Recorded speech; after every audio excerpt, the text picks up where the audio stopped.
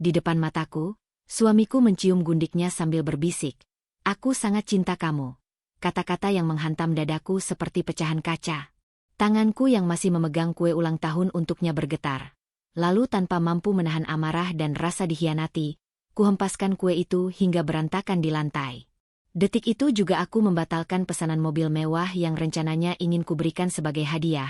Dan dengan suara yang tidak lagi bergetar, aku mengusirnya dari rumahku. Sebelum ceritanya dimulai, silakan tulis di kolom komentar, dari daerah mana saja teman-teman yang menonton cerita ini. Jangan lupa like dan subscribe, agar channel ini bisa semakin berkembang, dan bisa mempersembahkan cerita yang lebih menarik lagi. Langsung saja, mari simak ceritanya. Aku selalu percaya bahwa pernikahan kami masih bisa diperbaiki, meskipun beberapa bulan terakhir Hussein semakin dingin dan jarang pulang. Aku menutup mata pada perubahan itu, berusaha meyakinkan diriku bahwa stres pekerjaanlah yang membuatnya menjauh. Hari ini, tepat ulang tahunnya, aku ingin memberi kejutan kecil, kue coklat kesukaannya, sebagai cara untuk menghangatkan kembali hubungan kami. Setidaknya itu rencanaku ketika keluar dari mobil sambil membawa kotak kue yang masih hangat. Restoran tempat ia mengadakan pertemuan kerja terlihat ramai. Musik lembut mengalun dari dalam, dan lampu-lampu temaram membuat suasananya terlihat intim. Aku melangkah pelan, mencari sosoknya. Senyumku muncul tanpa aku sadari, membayangkan bagaimana wajahnya nanti ketika aku muncul tiba-tiba dan mengucapkan selamat ulang tahun. Namun langkahku terhenti ketika aku melihatnya. Hussein berdiri tidak jauh dari pintu kaca, tubuhnya sedikit membungkuk mendekati seorang perempuan. Rambut perempuan itu panjang dan bergelombang, tubuhnya ramping. Pakaian yang ia kenakan terlalu elegan untuk sekadar pertemuan kerja. Dan sebelum aku sempat berpikir lebih jauh, aku melihatnya. Mereka berciuman. "Mas," bisikku tanpa suara. Nafasku seperti berhenti. Aku berdiri terpaku, tidak mampu bergerak. Ruangan terasa bergeser. Suaranya memekik di kepalaku ketika ucapan itu terdengar jelas dari bibir Hussein. "Aku sangat cinta kamu." Kata-kata itu menghantam dadaku lebih keras daripada apapun. Ia mengatakannya sambil masih menatap mata perempuan itu. "Rani, aku mengenal wajah itu dari beberapa kali ia muncul dalam daftar kontak Hussein sebagai rekan kerja." "Rekan kerja," katanya. Ternyata lebih dari itu. Tanganku bergetar. Kotak kue dalam genggamanku terasa berat, seperti batu yang menghimpit dada. Aku melangkah maju tanpa sadar, dan mungkin suara hak sepatu membuat mereka menoleh. Rani terlihat sedikit terkejut, tetapi bukan rasa bersalah, lebih seperti terganggu. Hussein langsung menjauh beberapa langkah, wajahnya pucat, lalu berubah menjadi defensif dalam hitungan detik. "Zalfa, kamu ngapain di sini?" Suaranya terdengar seperti seseorang yang ketahuan mencuri, tapi masih mencoba menyangkal. Aku tidak bisa menjawab. Lidahku membeku. Mata panas. Dunia rasanya kabur. "Mas, jadi ini?" Suaraku pecah, hampir tidak terdengar. Rani memandangku dari atas ke bawah, bibirnya tersenyum sinis. "Kita udah mau pergi. Ini urusan kami." Kalimatnya membakar pikiranku. Tiba-tiba semua rasa malu, bodoh, dan sakit bercampur menjadi satu gelombang yang mendorong tubuhku untuk bergerak. Aku mengangkat kue dalam kotak itu, membuka penutupnya, dan tanpa ragu melemparkan kue tersebut ke arah meja dekat mereka. Kue itu jatuh berantakan, krimnya mengenai lengan Hussein dan sebagian meja. Beberapa orang memandang terkejut. Musik berhenti. Denting gelas terdengar keras di tengah keheningan. "Aku datang untuk kasih kado ulang tahun. Untuk suamiku," ucapku dengan suara yang bergetar tapi jelas. Tapi ternyata dia sudah punya yang lain. Hussein maju selangkah. "Zalfa, kamu jangan bikin drama di tempat umum." Aku tertawa pendek, pahit. "Drama? Aku baru lihat suamiku mencium perempuan lain, dan kamu menyebut ini drama?" Ia tidak menjawab. Rani memegang lengannya, seolah melindungi sesuatu yang memang sudah jadi miliknya. Tatapannya padaku seperti mengatakan bahwa aku hanya penghalang. Dadaku naik turun. Ruangan terasa panas dan sempit. "Aku pulang," kataku akhirnya, pelan namun tegas, meski suaraku hampir pecah. "Aku tidak mau berada di dekat kalian lagi." Aku berbalik dengan langkah goyah, berusaha menjaga agar air mata tidak jatuh sebelum aku melewati pintu. Nafasku tercekat, tetapi aku memaksakan diriku untuk terus melangkah. Dunia di luar restoran lebih dingin daripada biasanya. Angin malam menusuk kulitku, dan aku tidak tahu bagaimana aku bisa tetap berdiri. Yang aku tahu hanyalah satu hal. Hatiku baru saja dihancurkan tepat di depan mataku. Tangisku pecah ketika aku mencapai mobil. Jemariku gemetar saat membuka pintu, dan begitu duduk, aku menutup wajahku dengan kedua tangan. Semua kenangan, semua usaha mempertahankan rumah tangga, semuanya terasa sia-sia. Aku menyalakan mesin dengan tangan yang masih bergetar, mencoba mengatur napas. Tidak ada yang bisa aku lakukan saat ini selain pergi dari tempat itu. Jalanan tampak buram karena air mata yang mengalir terus-menerus. Namun aku tetap melaju, menjauh dari restoran dan dari laki-laki yang baru saja menginjak perasaanku. Malam itu, dengan hati robek dan napas tersengal, aku memutuskan satu hal, pulang. Pulang meski rumah terasa kosong. Pulang meski masa depanku mendadak gelap. Pulang sambil menahan tangis yang tidak lagi bisa aku sembunyikan. Begitu pintu rumah tertutup di belakangku, satu kalimat terngiang dari kejadian barusan. Kalimat yang menusuk dada dan sulit diabaikan. Itu cukup sebagai pengingat tentang apa yang baru saja terjadi tanpa harus mengulang semuanya. Nafasku masih belum teratur. Seperti paru-paruku menolak bekerja normal setelah dihantam kenyataan yang terlalu keras. Kunci rumah di tangan bergetar, bukan hanya karena marah, tapi karena tubuhku sendiri menolak menerima apa yang terjadi. Ruang tamu terlihat sama seperti ketika pagi tadi kutinggalkan. Rapi, wangi diffuser lavender, bantal sofa tertata. Semua tampak tenang, tidak mencerminkan betapa kacau hatiku. Aku berdiri beberapa detik, memeluk diri sendiri sambil mencoba menahan gemuruh yang seperti ingin meledak. Pintu kembali terbuka dengan kasar. Hussein muncul dengan napas tersengal.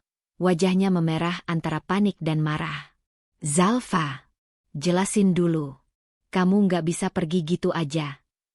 Aku memutar tubuh dengan gerakan pelan, mencoba menjaga sisa-sisa kendali. Aku nggak mau jelasin apapun.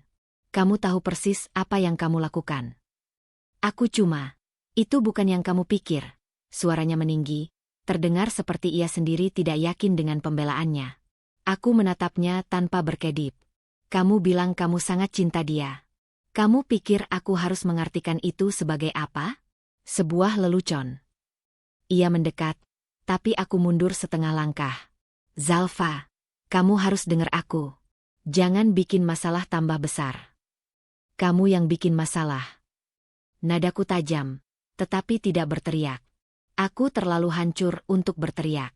Kata-kata itu keluar dalam getaran tipis dan dingin. Ia mengusap wajahnya keras-keras. Aku lagi pusing. Kamu datang tiba-tiba, ya wajar kalau. Aku mengangkat tangan, menghentikannya. Berhenti nyari alasan.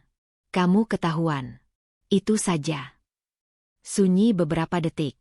Hussein menatapku seakan mempelajari apakah aku sedang sungguh-sungguh atau hanya meledak karena emosi sesaat. Tapi ia pasti bisa melihat dari sikapku bahwa tidak ada ruang negosiasi malam ini. Zalfa, kamu mau apa sekarang? Tanyanya akhirnya, suaranya datar, lebih defensif daripada menyesal. Aku menarik napas panjang untuk menegakkan diriku. Aku mau kamu pergi. Dahi Hussein berkerut. Pergi? Kamu bercanda. Aku nggak bercanda. Suaraku stabil, dingin, terpotong. Satu hal lagi yang harus kamu tahu. Aku sudah batalin pesanan mobil yang rencananya buat hadiah kamu. Ia membeku. Apa? Tadi. Baru saja. Aku melanjutkan dengan nada yang nyaris tanpa emosi. Kupikir kamu nggak butuh. Kamu sudah punya hal lain yang kamu kejar mati-matian. Astaga, Zalfa. Hussein membuang napas panjang dengan putus asa. Kamu reaktif banget. Cuma gara-gara. Jangan bilang, cuma.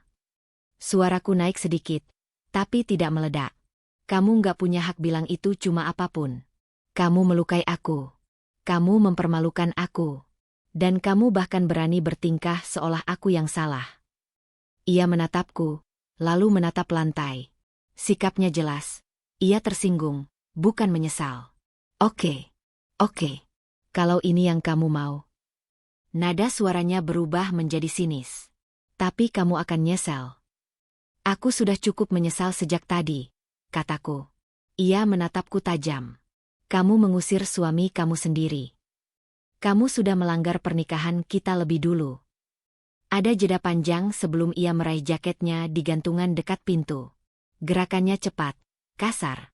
Seperti setiap sentuhan pada kain adalah bentuk kemarahan yang ia tahan. Selama beberapa detik, aku hanya berdiri. Hatiku seperti diremas dari dalam. Tapi aku tidak menarik kembali kata-kataku. Tidak malam ini. Tidak setelah apa yang sudah kulihat. Baik, katanya akhirnya. Aku pergi. Aku tidak menjawab. Ia berjalan menuju pintu, lalu berhenti di ambang. Kamu pikir kamu kuat? Kamu pikir kamu bisa hadapi semua sendiri? Nada suaranya rendah, hampir seperti ancaman, tapi lebih menyerupai keputusasaan yang dibungkus kemarahan. Aku mengangkat dagu. Aku akan baik-baik saja. Hussein tertawa pendek, getir. Lalu ia membuka pintu dan keluar. Suara langkahnya di teras bergema sebentar sebelum menghilang. Pintu masih terbuka. Aku menatapnya, tapi tidak bergerak. Tubuhku kaku, seperti otakku belum sepenuhnya menangkap kenyataan bahwa Hussein benar-benar keluar dari rumah. Nyeri yang aneh mengalir dari dada sampai perut. Ada bagian dariku yang ingin berlari mengejarnya, bertanya kenapa, memohon penjelasan yang lebih baik. Tapi bagian itu terlalu kecil dan terlalu lemah dibandingkan rasa terluka yang menuntut harga diri. Aku melangkah pelan mendekati pintu dan menutupnya perlahan, memastikan gemeretak pengunci benar-benar terdengar. Begitu pintu tertutup penuh, rumah langsung terasa sangat sunyi, lebih sunyi dibandingkan sebelumnya, seperti dinding-dindingnya menyerap semua suara. Aku bersandar pada permukaan kayu yang dingin, tubuhku akhirnya runtuh. Air mata yang kutahan sejak tadi akhirnya jatuh satu persatu. Tidak ada yang dramatis. Tidak ada teriakan histeris. Hanya kesedihan dalam bentuk paling sederhana. Diam, pelan, dan penuh penyesalan. Ruang tamu tetap rapi, tetap wangi, tetap sama. Hanya aku yang berubah, dan kebisuan rumah menegaskan bahwa untuk pertama kalinya sejak kami menikah, aku berdiri di sini sendirian. Sejak Hussein keluar dengan pintu yang tertutup keras semalam, dua hal terus menggemakan dirinya di kepalaku. Tatapan dinginnya dan kalimat terakhir yang membuat harga diriku seolah retak. Itu cukup sebagai pengingat, dan aku tidak ingin kembali menelusuri luka yang sudah terlalu jelas. Pagi ini, rumah terasa lebih asing dibandingkan sebelumnya. Semua benda tampak sama. Tetapi kehadiran Hussein yang hilang mendadak membuat ruangan seperti kehilangan gravitasi. Aku duduk di meja makan dengan secangkir teh yang sudah dingin, memandangi dinding tanpa fokus. Perasaanku seperti kain yang dicabik dari berbagai sisi. Marah, hancur, bingung, dan diam-diam takut menghadapi reaksi orang-orang. Ponselku berdering. Nama Bu Wardah muncul di layar. Tetangga sekaligus kenalan lama keluarga.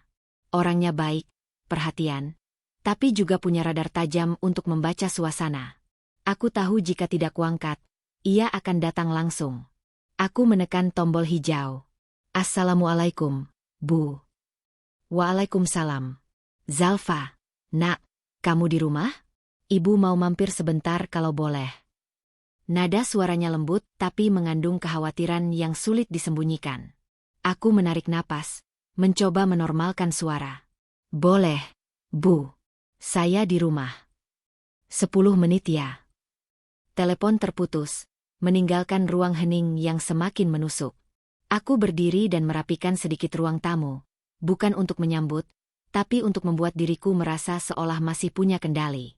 Benar saja, ketukan lembut terdengar di pintu beberapa menit kemudian. Aku membuka pintu dan melihat Bu Wardah berdiri dengan ekspresi yang sulit diterjemahkan. Paduan cemas, iba, dan ingin tahu. Masuk, Bu. Ia melangkah pelan dan duduk di sofa. Matanya langsung mempelajari wajahku dengan seksama. Kamu nggak apa-apa, nak?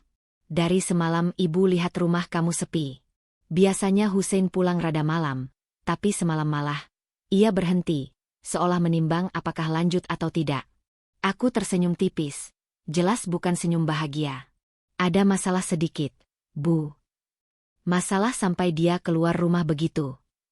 Pertanyaannya tajam tapi bernada tulus. Aku tidak perlu menjelaskan semuanya. Hanya 2 kalimat yang cukup untuk memberi gambaran. Kami bertengkar. Ada hal yang mengkhianati kepercayaan saya. Itu saja. Selebihnya terlalu menyakitkan untuk diucapkan. Bu Wardah menghela napas panjang. Zalfa, rumah tangga itu memang penuh cobaan. Tapi ibu lihat kamu dari dulu menahan banyak hal. Ibu cuma takut kamu terlalu memendam. Aku mengusap jemariku sendiri, menghindari tatapannya. Saya juga masih bingung, Bu. Saya minta dia pergi, dan dia benar-benar pergi. Dia ke rumah orang tuanya. Kayaknya tidak. Aku menggeleng. Dia cuma pergi tanpa bilang apa-apa. Bu Wardah diam sejenak, lalu meletakkan tangannya di atas tanganku. Nak, kamu nggak boleh merasa ini semua salah kamu. Kamu punya hak untuk marah kalau merasa dikhianati. Kata-katanya menusuk, tetapi dengan cara yang menenangkan. Untuk sesaat, tenggorokanku terasa tercekat. Kami terdiam beberapa detik sebelum Bu Wardah kembali berbicara. Tapi kamu harus hati-hati juga. Orang-orang sekitar cepat sekali bikin cerita. Kamu tahu sendiri, kan? Aku menunduk. Ya, aku tahu. Lingkungan ini tidak selalu jahat, tapi cepat menilai. Jika ada mobil berbeda berhenti 2 menit di depan rumah saja, sudah jadi bahan gosip. Apalagi pertengkaran rumah tangga. Alia sempat lihat Hussein pergi semalam. Lanjut Bu Wardah. Dia tanya ke ibu apakah kamu baik-baik saja. Alia, putri Bu Wardah, memang sering lewat depan rumah setelah pulang kerja. Tidak heran ia lihat. Aku menelan ludah. Saya baik, Bu. Hanya, masih syok. Wajar. Yang penting kamu jangan hilang arah. Kamu harus pikir jernih. Jangan sampai keputusan kamu nanti kamu sesali. Ucapan itu membuatku diam lama. Bukan karena tidak setuju, tapi karena kata, menyesal, memiliki bobot kuat setelah kejadian semalam. Aku menatap karpet, mencoba merangkai kata. Tapi apa salah kalau saya mempertahankan harga diri saya? Bu? Tanyaku akhirnya, suara hampir berbisik. Tidak salah. Bu Wardah menggeleng mantap. Yang salah itu kalau kamu menutup mata dan berpura-pura semua baik saja padahal kamu tersakiti. Aku mengangkat pandangan, mata terasa panas. Saya cuma takut semua ini berlanjut jadi gunjingan, Bu. Kamu tidak bisa kontrol omongan orang. Yang kamu bisa kontrol adalah apa yang terjadi di dalam rumah kamu. Ia menepuk punggung tanganku. Kamu perempuan kuat. Ibu tahu itu dari dulu. Ucapan itu seperti sedikit cahaya di ruangan gelap. Tidak banyak, tapi cukup membuatku bisa bernapas lebih lapang. Setelah beberapa menit berbicara hal-hal ringan, Bu Wardah pamit. Ia memandangku dengan tatapan penuh pengertian sebelum melangkah keluar. Kalau butuh apa-apa, panggil ibu ya. Terima kasih, Bu. Pintu tertutup. Keheningan kembali merayap ke seluruh rumah, tapi sekarang berbeda. Bukan hening yang menelan, melainkan hening yang memberi ruang untuk berpikir. Aku berjalan ke dapur, membuka keran, dan membiarkan air mengalir sambil menatap pantulan diriku di permukaan logam wastafel. Wajahku tampak lelah, mata bengkak, tapi ada sesuatu yang baru, bukan sekadar kesedihan, melainkan kesadaran. Selama ini, aku terlalu banyak mengalah, terlalu banyak membuat alasan untuk sikap Hussein. Tapi kejadian kemarin membuktikan bahwa batas kesabaranku bukan sekadar garis samar. Itu adalah tembok yang tidak bisa ditembus lagi. Di tengah gemuruh pikiran itu, ponselku berbunyi. Nama Hussein muncul di layar. Aku tidak mengangkat. Aku hanya memandangi layar berkedip sampai panggilan terputus. Lalu layar kembali sunyi. Aku menarik napas panjang, sangat panjang, lalu menutup mata. Ada sesuatu di dalam diriku yang perlahan-lahan berubah arah, seperti roda besar yang akhirnya mulai bergerak setelah lama terkunci. Untuk pertama kalinya sejak semalam, aku merasakan hal yang bukan sekadar sakit, tekad. Tekad untuk tidak lagi tenggelam dalam perlakuan yang merusak. Tekad untuk mulai menata kembali hatiku, bahkan jika jalannya berat. Aku tidak tahu akan berujung di mana, tapi aku tahu satu hal. Aku harus bangkit. Sejak semalam aku mulai menemukan sedikit kekuatan untuk berdiri lagi, meski sakit itu masih menempel seperti bayangan yang tidak mau pergi. Itu cukup sebagai pengingat atas kondisiku sebelumnya tanpa harus kembali membuka luka yang belum kering. Pagi ini terasa aneh. Tidak ada suara langkah Hussein, tidak ada denting gelas yang biasanya ia ambil sebelum berangkat, tidak ada aroma parfum yang sering tertinggal di udara. Sunyi yang berbeda. Namun entah kenapa justru memberi ruang untuk bernapas. Aku mencoba melakukan rutinitas kecil, membuat teh panas, tapi bahkan itu pun terasa seperti pertarungan kecil melawan kekosongan. Baru beberapa menit aku duduk di kursi meja makan, ponselku berbunyi. Nada dering yang tiba-tiba memotong kesunyian membuat jantungku sedikit berdegup lebih cepat. Saat kulihat layar, nama yang muncul membuat tengkuku menegang. Rani. Ia mengirim pesan. Rani, kamu kuat, ya? Semoga nggak sedih-sedih amat. Kalimat itu sederhana, tapi aku bisa membaca racunnya. Aku mendesah pelan, mencoba tetap tenang. Tidak ada alasan bagiku membalas. Tapi beberapa detik kemudian, pesan kedua muncul. Rani, kalau kamu butuh teman cerita, aku bisa bantu. Aku tahu Hussein orangnya keras kepala. Aku menggenggam ponsel lebih erat. Bukan karena aku terpancing, tetapi karena ia mengetahui terlalu banyak hal yang seharusnya tidak ia sentuh. Aku menutup layar dan menaruh ponsel di meja. Namun, pesan masuk lagi sebelum jariku benar-benar terlepas. Rani, maaf kalau aku lancang. Aku cuma kasihan. Kamu kan sendirian sekarang. Napas panas naik ke dadaku. Provokasinya halus, tapi sengaja dibuat untuk memancing reaksi. Dan ia berhasil membuat jantungku tidak nyaman. Namun aku diam. Aku menolak memberinya kemenangan sekecil apapun. Beberapa menit berlalu dalam sunyi yang penuh ketegangan. Lalu panggilan masuk. Ponsel bergetar. Namanya muncul lagi. Aku mengangkat telepon bukan karena ingin bicara, tetapi karena aku ingin menghentikan permainan ini. Apa mau kamu? Tanyaku datar, tidak meninggikan suara. Di seberang, suara Rani terdengar lembut, hampir, seperti orang yang peduli.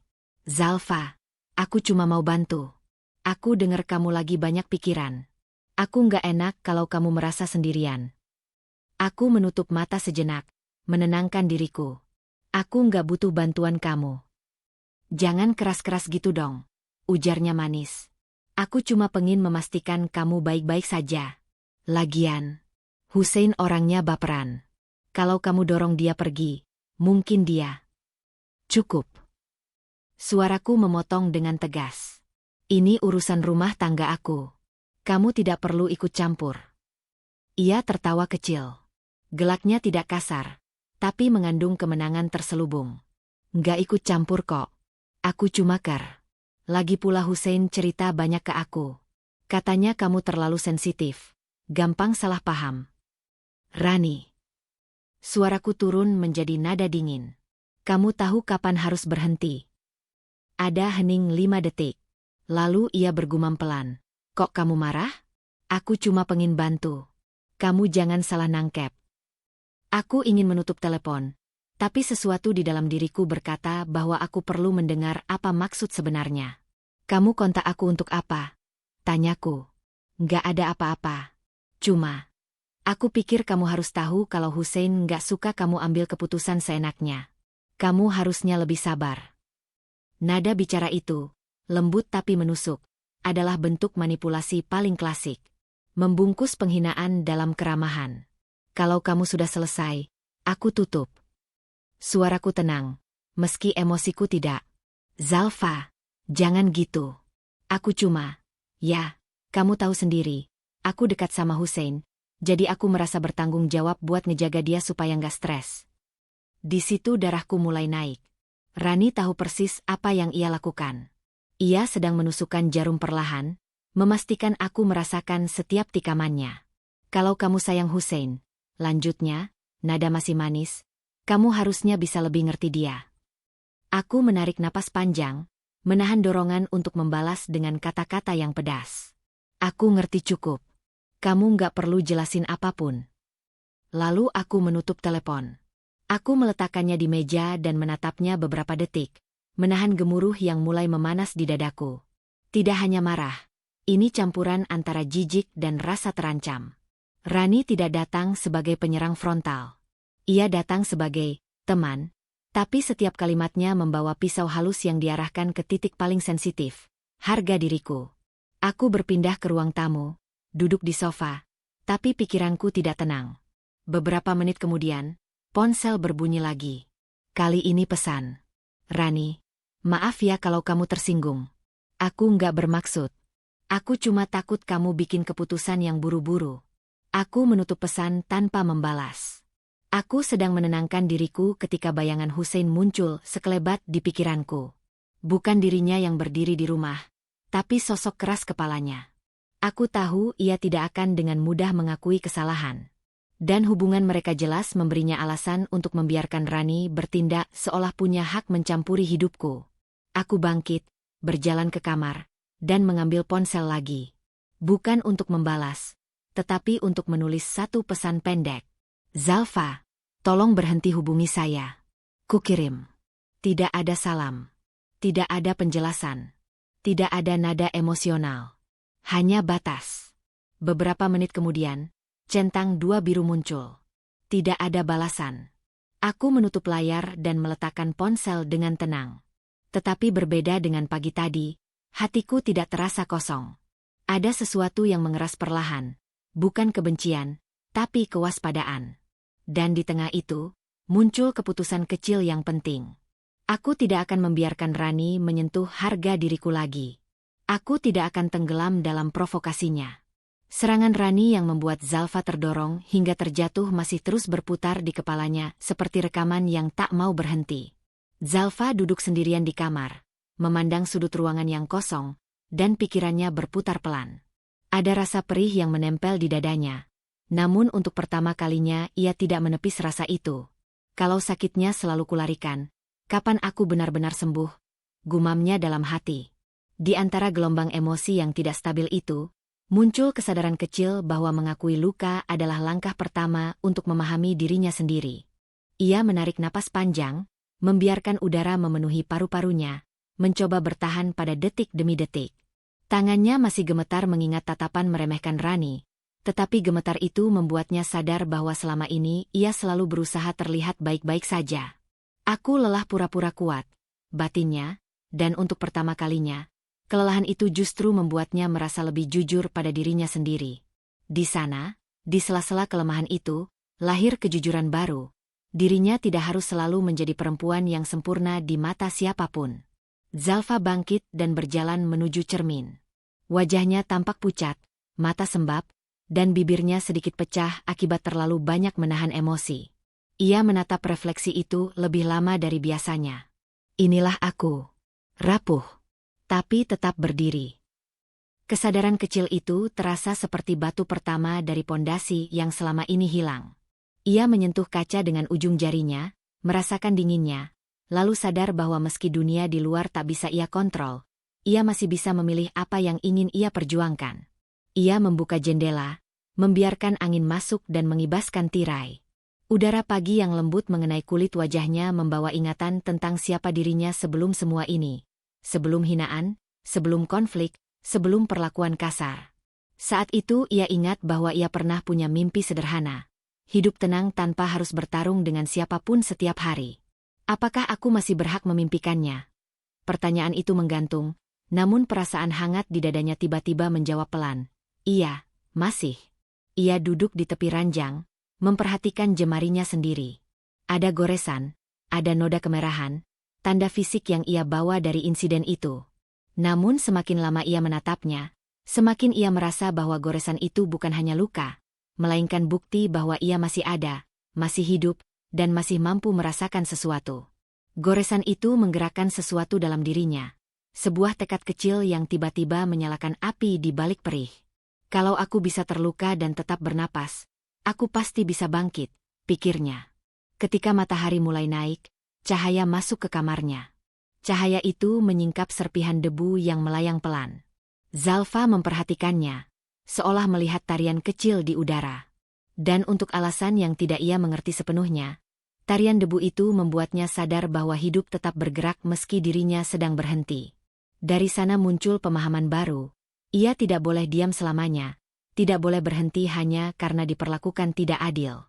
Dunia tidak akan menunggu, tapi dirinya masih bisa mengejar. Ia meraih buku catatan yang lama tergeletak di laci dan membuka halamannya.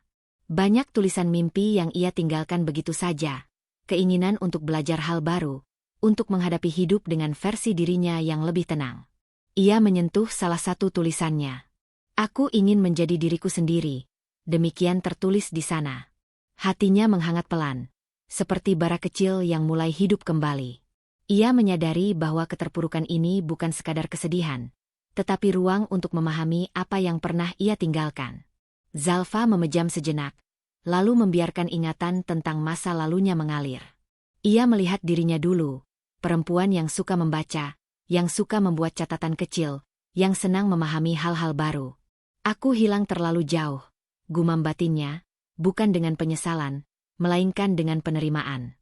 Dan penerimaan itu membuat dadanya terasa lebih longgar, lebih ringan. Ia kini tahu bahwa jalan kembali tidak harus cepat, tapi bisa dimulai dari langkah kecil yang konsisten. Ketika Zalfa berdiri lagi, langkahnya masih goyah, tetapi ada kemantapan baru di kaki yang sama. Ia berjalan menuju meja, merapikan barang-barang yang selama ini ia biarkan berserakan. Aktivitas itu sederhana, hanya memindahkan buku, merapikan kertas, menyusun pulpen, namun setiap gerakan kecil membuatnya merasa lebih berdaya. Aku masih bisa mengendalikan sesuatu, pikirnya, dan kesadaran itu menjadi titik balik mental yang ia butuhkan. Tidak besar, tidak dramatis, tapi nyata. Lalu ia menyalakan lampu kecil di meja. Cahaya hangatnya membuat ruangan tampak lebih hidup.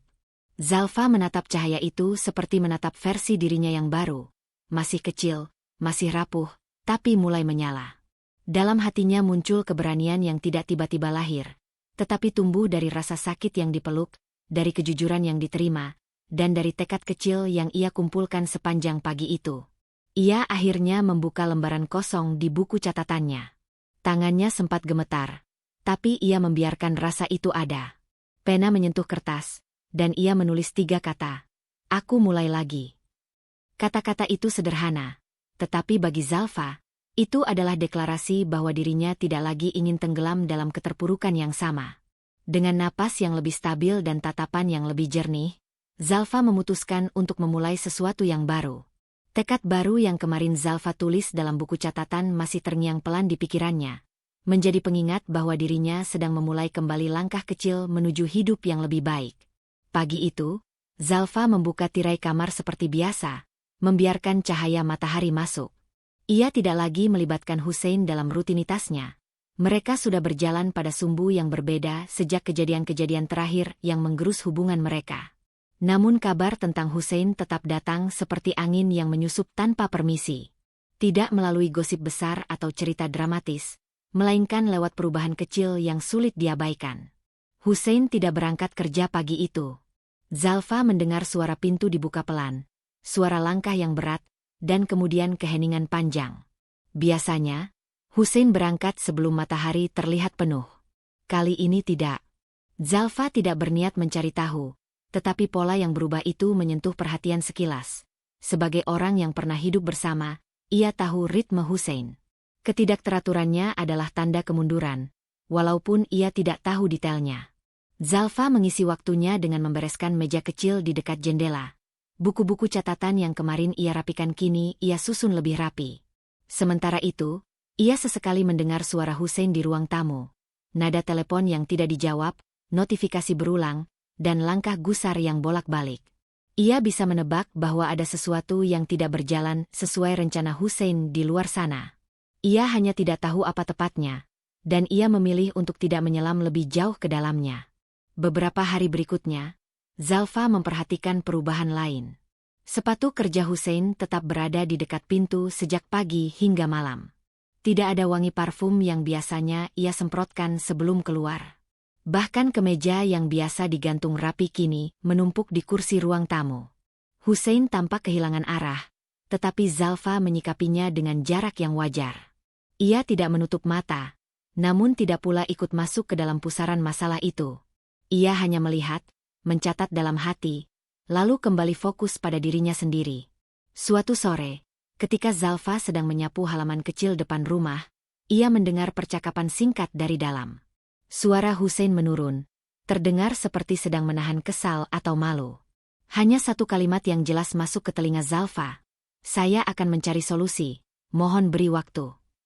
Itu cukup bagi Zalfa untuk memahami bahwa urusan pekerjaan Hussein sedang bermasalah. Tidak perlu detail, tidak perlu penjelasan panjang. Tekanan serupa pernah terjadi di masa lalu, tetapi kali ini berbeda. Zalfa tidak merasa ikut terbebani. Jarak yang ia pasang membuatnya seperti observer netral terhadap seseorang yang dulunya adalah pusat hidupnya. Malamnya, Zalfa duduk di meja kecil dengan secangkir teh hangat. Ia tidak mencoba memahami Hussein lebih dalam, tetapi ia memperhatikan bagaimana ketenangan rumah berubah. Lampu ruang tamu dibiarkan menyala sampai larut, menandakan Hussein sulit tidur. Televisi menyala tanpa suara, hanya sebagai pengisi ruang. Semua itu adalah tanda-tanda realistis dari seseorang yang mulai kehilangan pijakan, tanpa perlu adegan besar atau tangisan. Zalfa hanya melihat proses perlahan yang terjadi pada seseorang yang hidupnya mulai retak. Pagi berikutnya, Zalfa turun ke dapur untuk membuat sarapan sederhana.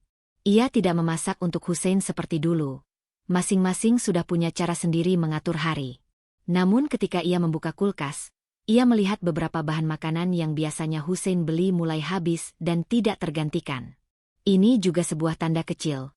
Hussein tidak lagi berpikir teratur tentang kebutuhan sehari-hari. Ia tampak berada dalam fase di mana pikiran terlalu sibuk untuk sekadar mengingat belanja. Zalfa duduk di meja makan, menikmati sarapannya pelan. Dari jendela ia melihat bayangan Hussein di luar rumah, duduk di teras dengan tatapan kosong. Ia mengenal sikap itu. Hussein sedang memikirkan sesuatu yang berat. Tetapi alih-alih merasa kasihan atau terdorong untuk mendekat, Zalfa justru merasa datar. Bukan karena ia tidak berperasaan, tapi karena ia akhirnya menyadari bahwa ia tidak lagi memiliki ruang yang sama dengan Hussein. Empati tetap ada, tetapi bukan lagi empati yang menuntun pada tindakan. Ia mengamati, lalu kembali makan. Hari-hari selanjutnya berjalan dengan pola serupa. Hussein lebih banyak di rumah, menghabiskan waktu dengan menatap layar ponselnya yang sering berbunyi namun jarang dijawab. Zalfa menyadari bahwa mungkin pekerjaan Hussein terancam, atau hubungan sosialnya mulai berjarak, tetapi semua itu adalah wilayah yang bukan lagi menjadi tanggung jawabnya. Ia mendengar suara pintu kamar Hussein dislam beberapa kali, tetapi alih-alih merasa tersentak, Zalfa hanya menghela napas pendek. Rumah itu bukan lagi medan perang untuknya. Ia sudah melangkah ke fase baru yang lebih sunyi namun lebih stabil. Ketika Zalfa menulis di buku catatannya suatu malam, ia menuliskan pengamatan kecil tentang hidup yang bergerak dengan caranya sendiri. Hussein kini berjalan mengikuti ritme penurunan, sementara ia sendiri baru mulai merangkak naik. Perbedaan itu semakin terasa setiap hari. Dan semakin Zalfa menjaga jarak, semakin jelas bahwa proses mereka tidak lagi beriringan. Ia menutup buku itu perlahan, lalu menatap ruangan yang tenang. Di kejauhan, ia bisa mendengar suara langkah Hussein yang berat. Tetapi tidak ada dorongan untuk mendekat atau menawarkan sesuatu. Zalfa kini menyadari satu hal penting. Jalannya kini berbeda dari Hussein. Hussein yang mulai kehilangan arah menjadi pengingat pelan bagi Zalfa bahwa hidup bisa runtuh kapan saja jika tidak diperjuangkan sendiri. Pagi itu ia duduk di meja kecil dekat jendela, menatap halaman rumah yang teduh sambil memegang buku catatan berisi rencana-rencana yang baru ia susun beberapa hari terakhir. Meski masih banyak rasa sakit dan sisa-sisa kekacauan rumah tangga, Zalfa merasakan dorongan baru yang membuatnya ingin berdiri tegak. Ia tahu ini bukan proses yang mudah, tetapi ia ingin memiliki sesuatu yang benar-benar miliknya. Bukan hubungan rapuh, bukan janji kosong, melainkan kerja keras yang dapat ia genggam. Sejak memutuskan untuk memulai usaha kecil, Zalfa menghabiskan waktu dengan mencari ide yang sesuai dengan kemampuannya. Ia menyukai dunia desain dan pembuatan hampers, sebuah hobi sederhana yang selama ini hanya ia lakukan untuk teman-temannya. Kini ia ingin menjadikannya langkah awal, bukan untuk menunjukkan apapun kepada siapapun, tetapi sebagai penyelamat bagi jiwanya sendiri. Pagi itu, ponselnya bergetar. Ada surel masuk berisi balasan dari seseorang yang memperkenalkan dirinya sebagai Ardi, seorang konsultan UMKM yang sering membantu bisnis kecil memulai langkah awal. Zalfa terdiam sejenak membaca profil singkat yang dilampirkan. Sederhana, profesional, dan jelas. Tidak ada kesan berlebihan atau sikap mendekat yang membuatnya curiga. Justru rasanya seperti menemukan pintu pertama yang ia cari. Zalfa membalas perlahan, mengatur waktu pertemuan di sebuah kafe kecil dekat rumah. Ia menyiapkan map berisi rancangan sederhana, ide hampers, estimasi modal, daftar bahan, dan contoh desain yang pernah ia buat untuk acara ulang tahun keluarga. Tidak besar, tidak mewah, tapi cukup untuk menjelaskan arah pikirannya. Ketika tiba di kafe itu, Ardi sudah duduk rapi dengan laptop di depannya. Ia mengenakan kemeja sederhana, tampak sopan, tenang, dan fokus. Zalfa menghampiri. "Mas Ardi?" tanyanya pelan. "Ya, Mbak Zalfa?" "Silakan duduk," jawabnya singkat, suaranya netral, profesional. Percakapan mereka dimulai tanpa basa-basi berlebihan. Ardi membuka laptop, menuliskan beberapa catatan sambil mendengarkan penjelasan Zalfa. Setiap kali Zalfa menerangkan idenya, Ardi menanggapi dengan ringkas namun tepat sasaran. "Desainnya bagus, Mbak. Tapi untuk tahap awal, kapasitas produksi jangan terlalu besar," katanya sembari menggeser map Zalfa. "Ada batas ideal?" tanya Zalfa. "Untuk modal kecil, mulai dengan 5-10 paket dulu. Jangan langsung menerima pesanan besar. Fokus dulu pada kualitas." Zalfa mengangguk. Ia mencatat dengan cepat, merasa ada arah baru yang jelas di hadapannya. Ini bukan seperti dunia rumah tangga penuh pertengkaran. Ini dunia yang terstruktur dan dapat ia kendalikan. Ardi lalu mengamati contoh hampers yang Zalfa bawa. Kotak sederhana berisi lilin aroma, kain kecil, dan kartu ucapan desain tangannya sendiri. Sentuhannya personal. "Itu nilai lebih," komentar Ardi. "Tapi bahan-bahan harus kamu sumberkan dari vendor tetap supaya kualitas terjaga." "Kamu punya rekomendasi vendor?" tanya Zalfa. "Ada beberapa. Aku kirim daftarnya nanti." Percakapan berlanjut dengan tenang. Tidak ada tatapan ambigu, tidak ada pujian yang berlebihan. Semuanya berada dalam konteks kerja yang profesional. Zalfa merasa lega. Ia tidak membutuhkan kekacauan emosional baru. Ia hanya ingin berdiri dengan dua kakinya sendiri. Setelah 1 jam, Ardi menutup laptopnya. "Target pertama kamu apa?" tanyanya. Zalfa terdiam sejenak. Ia memikirkan jawaban yang realistis. 1 pesanan besar dalam sebulan, mungkin dari teman lama atau kenalan. "Itu realistis," balas Ardi. "Tapi kamu harus rajin posting konten awal. Foto produk, proses pembuatan, konsep. Orang harus melihat karakter bisnismu." Zalfa menyadari betapa ia selama ini hanya memakai media sosial sebagai tempat menyimpan foto kegiatan sehari-hari. Ia belum pernah menggunakannya sebagai alat bekerja. Seketika ia merasa gugup namun juga tertantang. Ini dunia baru. Sebelum berpisah, Ardi memberi 1 saran terakhir. "Mbak Zalfa, bisnis di tahap awal bukan soal besar kecilnya pendapatan. Yang penting kamu konsisten. Kuatkan fondasinya dulu. Bangun perlahan." Zalfa mengangguk. Ada sesuatu dalam kalimat itu yang terasa pas dengan hidupnya sekarang. Bukan hanya soal usaha, tetapi juga mengenai dirinya sendiri yang sedang membangun kembali kekuatan dari puing-puing masa lalu.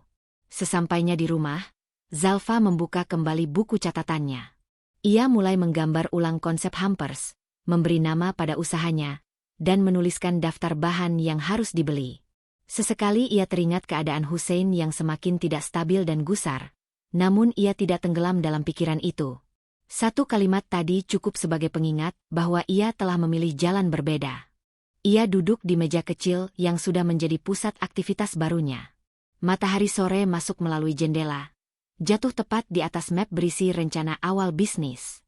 Zalfa menyentuhnya perlahan, merasakan antusiasme yang sudah lama tidak ia rasakan. Belum ada pesanan, belum ada keuntungan, belum ada hasil besar. Tapi ada awal. Dan sore itu, Zalfa menatap lembar-lembar rencana itu dengan perasaan yang belum pernah ia miliki selama berbulan-bulan. Secercah masa depan tampak di sana. Perkembangan kecil usahaku membuatku merasa lebih stabil. Seolah akhirnya aku punya sesuatu yang membawaku maju tanpa perlu menoleh terlalu lama ke belakang. Sore itu, aku baru saja selesai memotret beberapa contoh hampers di ruang tengah ketika suara notifikasi pesan dari Alia masuk. Biasanya ia hanya mengirim pesan ringan atau menanyakan kabar. Tetapi kali ini ada nada berbeda dalam pesannya. "Zal, kamu lihat IG Rani?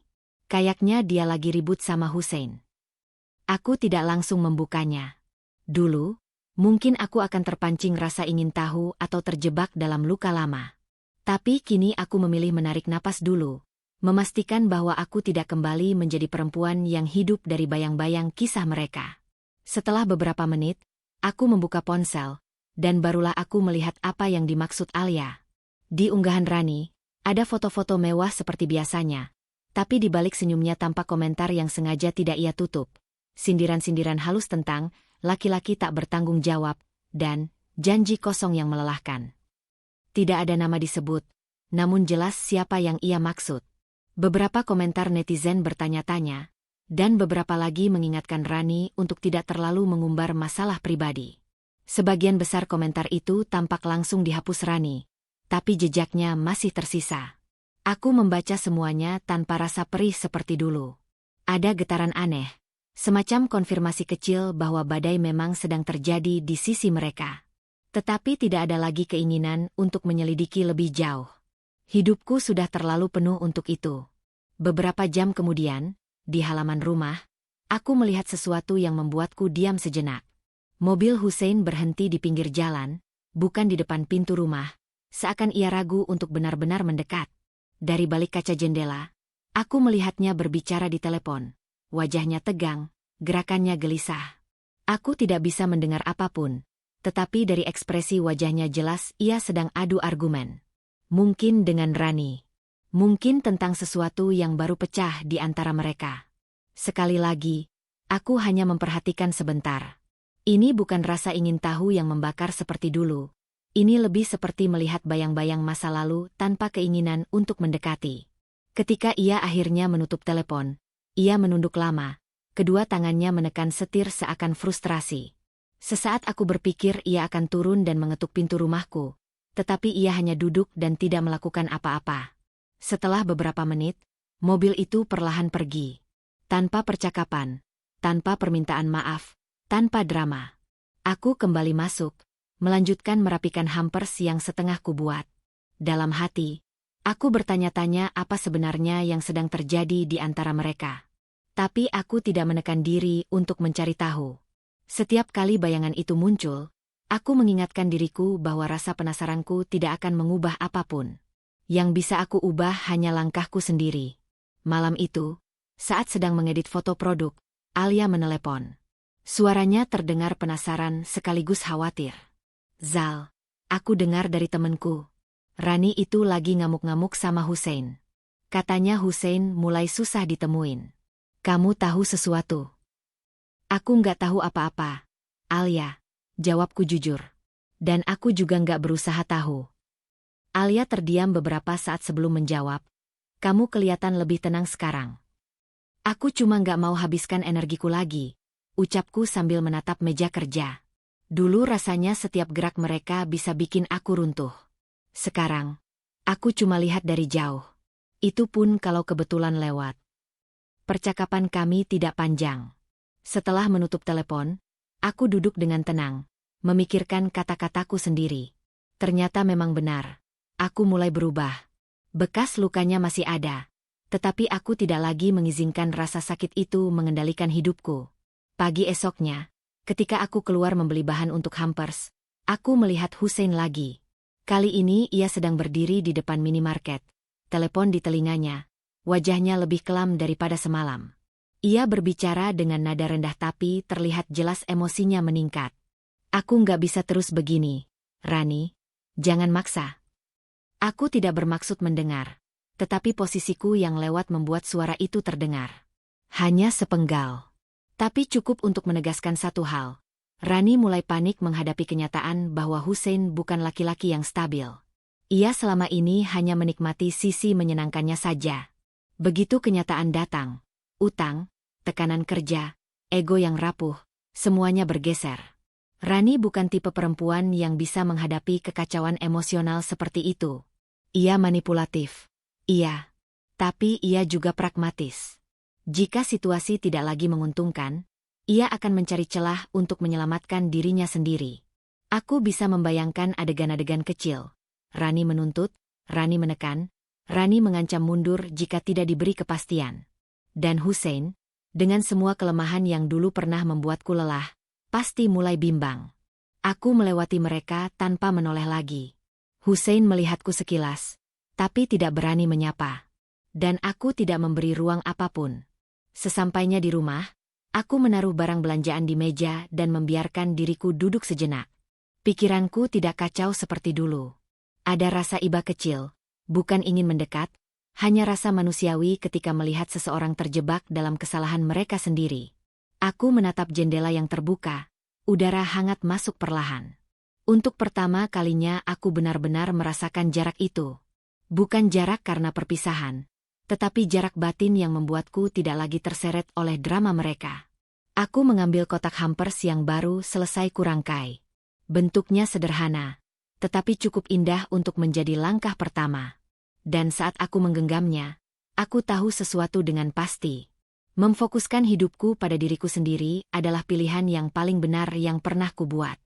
Hubungan Rani dan Hussein yang kini rapuh menjadi bayangan samar yang menimbulkan masalah baru ke arahku, meski aku tidak lagi terlibat dalam hidup mereka.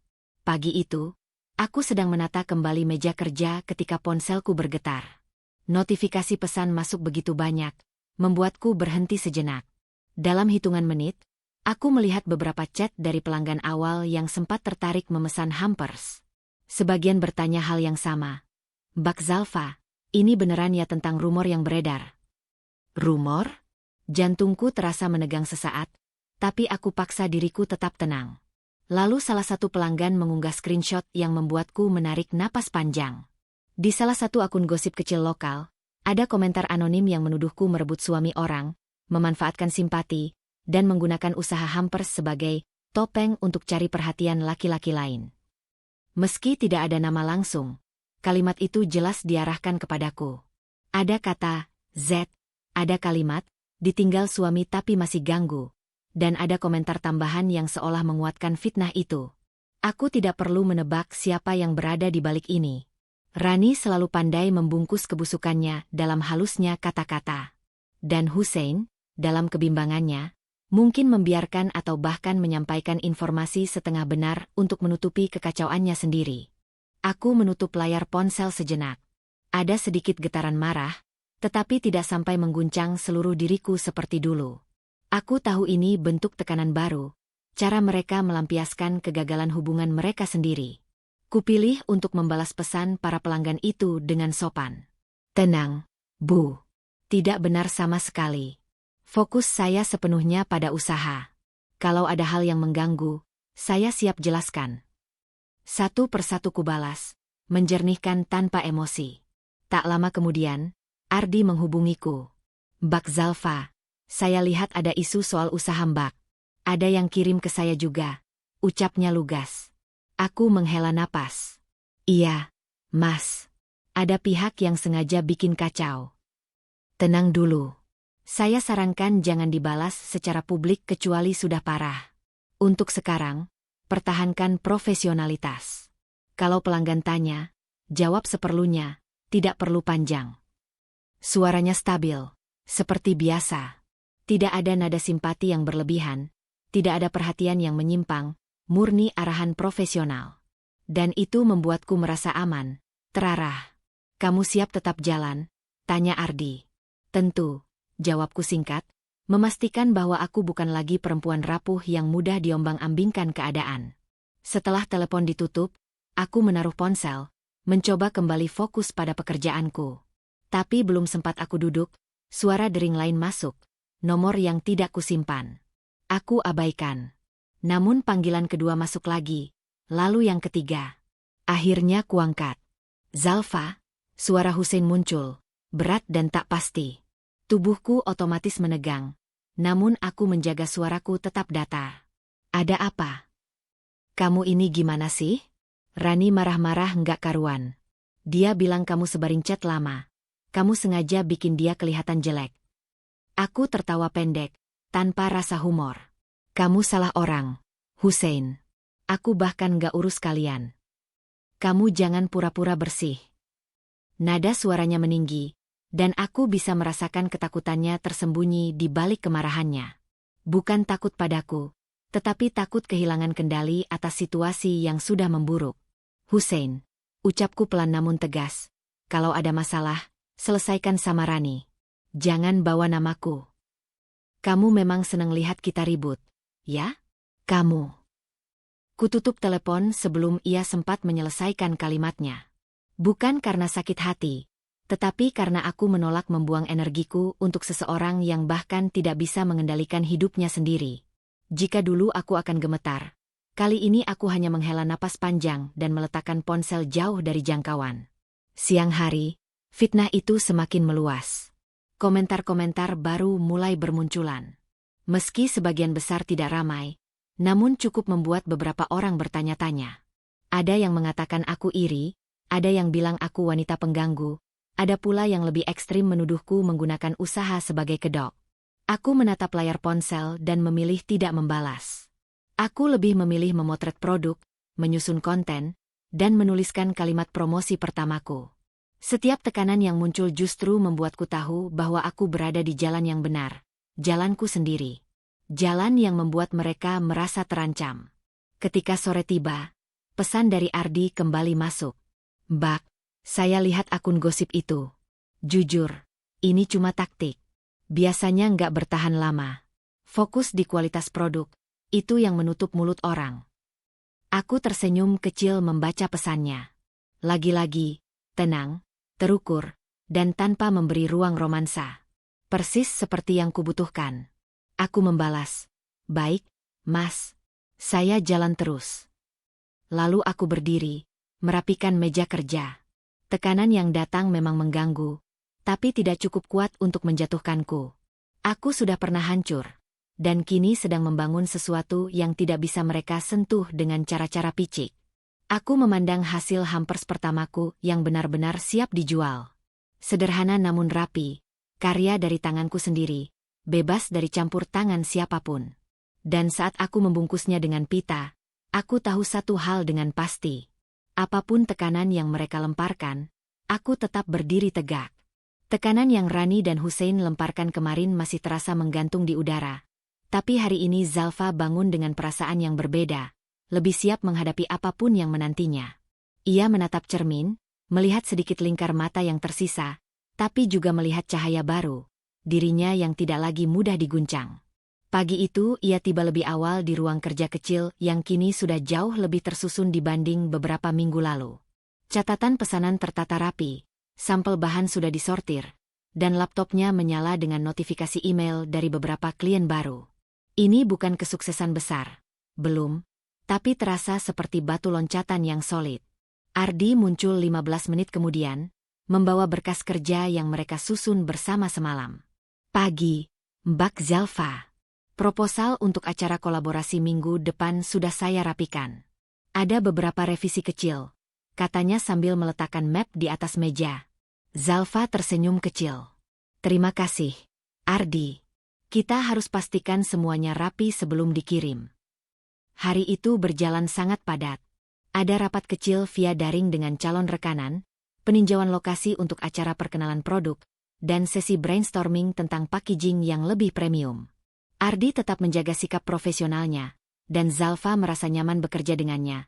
Bukan karena romansa, tapi karena ia tipe orang yang efisien dan tidak banyak bicara kecuali penting. Ini membantu Zalfa tetap fokus. Menjelang siang, mereka menerima pesan dari panitia sebuah acara UMKM besar di kota. Pesan itu mengabarkan bahwa usaha yang Zalfa dirikan terpilih sebagai salah satu dari 3 brand yang akan dipromosikan di panggung utama. Zalfa menatap layar ponselnya lama, seolah tak percaya. Mbak, ini berarti brand kita diakui, ucap Ardi pelan, tetapi nada suaranya ikut berbinar. Zalfa mengangguk, napasnya naik turun, merasakan sesuatu yang berat tapi hangat di dada. Iya, ini langkah yang tidak pernah aku bayangkan beberapa bulan lalu. Ia teringat saat pertama kali ditinggalkan dan diremehkan, bagaimana ia merasa hancur, boleh dibilang setengah mati. Namun kini, batu bata kecil yang ia susun mulai terlihat bentuknya. Dan untuk pertama kalinya, ia merasa benar-benar percaya pada kapasitas dirinya. Acara UMKM itu digelar 3 hari kemudian. Zalfa memakai blazer sederhana namun rapi, rambut disanggul bersih, dan langkahnya mantap meskipun telapak tangan sedikit berkeringat. Ia tidak datang untuk pamer, tidak datang untuk mencari pembuktian kepada siapapun. Ia datang karena ia bekerja keras untuk berada di sana. Booth kecil yang disediakan sudah ditata Ardi pagi-pagi. Produk-produk mereka tersusun di rak, ada pula banner singkat yang menjelaskan visi usaha Zalfa. Orang-orang mulai berdatangan, beberapa memuji konsepnya yang terlihat matang. Saya suka tampilannya. Ini terlihat berbeda dari yang lain, komentar seorang pengunjung. Terima kasih, kami masih berkembang, jawab Zalfa dengan senyum yang tulus. Sepanjang acara, ia diminta naik ke panggung untuk memberikan sedikit presentasi tentang perjalanan usahanya. Ia tidak menceritakan drama rumah tangga, tidak menyebut nama siapapun. Ia hanya menekankan bahwa usaha ini lahir dari keinginan untuk bangkit dan memberi ruang untuk dirinya berkembang. Kadang hidup membawa kita ke titik terendah agar kita bisa melihat jalan baru yang seharusnya kita tempuh, ucap Zalfa di akhir presentasinya. Tepuk tangan menggema ringan namun hangat. Ia turun dari panggung dengan napas lega. Matanya sedikit berkaca tapi tidak jatuh menjadi air mata penuh emosi. Ia merasa cukup, berharga, kuat. Di kejauhan, ia sempat melihat sosok yang ia kenal, Hussein, berdiri tak jauh dari kerumunan. Tatapannya kosong, tubuhnya terlihat lebih kurus dan kusut dibanding terakhir kali Zalfa melihatnya. Wajahnya membawa bayangan penyesalan yang tidak diucapkan. Zalfa hanya menatap sesaat, lalu memalingkan wajah. Ia tidak membiarkan sosok itu menginterupsi kebahagiaan kecil yang ia bangun dengan kerja keras. Harinya terlalu berharga untuk diganggu oleh masa lalu. Menjelang sore, booth mereka hampir kehabisan produk sampel. Banyak pengusaha kecil meminta kartu nama, beberapa ingin menjajaki kerjasama. Ardi mengatur semuanya dengan sigap. Zalfa berdiri di sampingnya, diliputi perasaan hangat yang sulit dijelaskan. Ini baru permulaan, Mbak Zalfa, kata Ardi. Iya, dan aku tidak menyangka rasanya akan seperti ini. Ia menghela napas panjang. Untuk pertama kalinya dalam perjalanan panjangnya, ia merasa bangga pada dirinya sendiri, bukan karena seseorang memberi validasi, bukan karena ingin membuktikan apapun. Tapi karena ia tahu betapa susahnya ia berdiri sejauh ini. Betapa beratnya malam-malam ia bertahan. Betapa kerasnya ia belajar kembali percaya pada diri sendiri. Di tengah keramaian acara itu, Zalfa menutup mata sejenak dan membiarkan dirinya menikmati momen tersebut. Ini bukan puncak akhir, tapi puncak awal. Dan itu cukup untuk mengisi hatinya dengan rasa syukur yang dalam. Ia siap melangkah lebih jauh, tanpa menoleh ke belakang. Dan sore itu, Zalfa merasa bangga, tulus dan penuh keyakinan, pada diri yang kini berdiri tegak. Kesuksesan awal Zalfa di acara UMKM kemarin masih menyisakan gema hangat di hatinya, meski ia tahu perjalanan ini baru permulaan. Pagi itu, Zalfa sudah duduk di ruang kerjanya, memeriksa email dan laporan stok yang Ardi kirimkan semalam.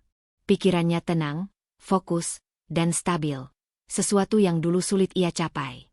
Namun ketenangan itu mulai goyah ketika bunyi notifikasi bertubi-tubi masuk ke ponselnya. Grup komunitas usaha, DM Instagram, hingga pesan WhatsApp pribadi. Isi pesannya sama, tautan, screenshot, dan tanda tanya. Zalfa mengernyit.